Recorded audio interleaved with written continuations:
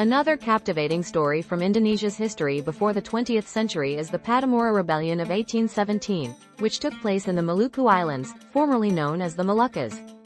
The background: the Maluku Islands, known for their rich supply of spices such as cloves and nutmeg, had long been a target of European powers. Initially controlled by the Portuguese and then the Dutch through the Dutch East India Company, VOC, the region endured centuries of colonial exploitation.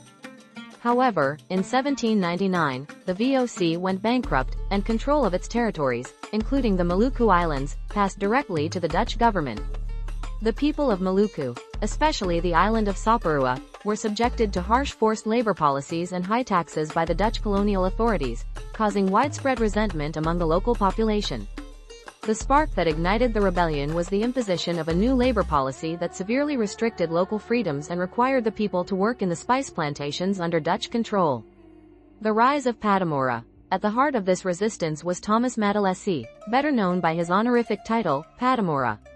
Born in 1783 in Sapurua, Pattimura was a former soldier who had served in the British colonial forces when they temporarily took control of the Maluku Islands during the Napoleonic Wars. When the Dutch resumed control after the British handover in 1816, Pattimura and his fellow villagers grew increasingly frustrated with the Dutch administration. Pattimura, along with other local leaders, organized a rebellion against the Dutch. On May 14, 1817, he led a force of Maluku warriors in an attack on the Fort Duurstede in Sapurua. The attack was a stunning success. The fort, which symbolized Dutch power in the region, was captured, and its residents, including the Dutch resident Johannes van den Berg, were killed. The rebellion spreads. Pattimura's victory at Fort Duurstede galvanized the Maluku people.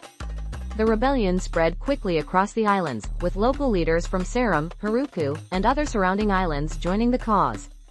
The rebels fought fiercely against the Dutch forces, using their knowledge of the local terrain to their advantage in guerrilla-style attacks. The Dutch, however, were determined to crush the rebellion. They sent reinforcements from their stronghold in Ambon and retaliated with overwhelming military force.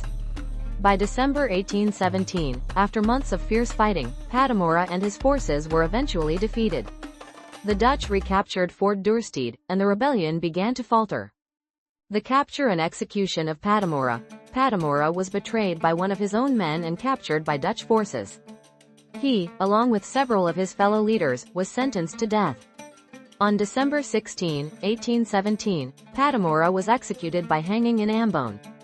His final words before his execution were said to reflect his unwavering spirit and dedication to his people. "I may die, but there will be others who will continue the fight."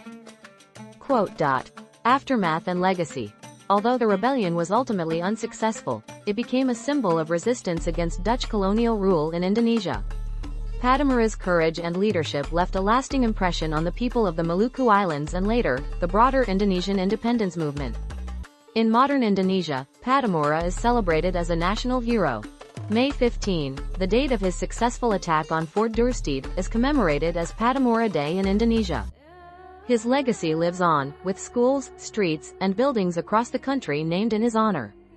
Pattimura's story is remembered as one of resilience and determination in the face of oppression, symbolizing the long and arduous struggle for independence that would continue in Indonesia throughout the 19th and 20th centuries.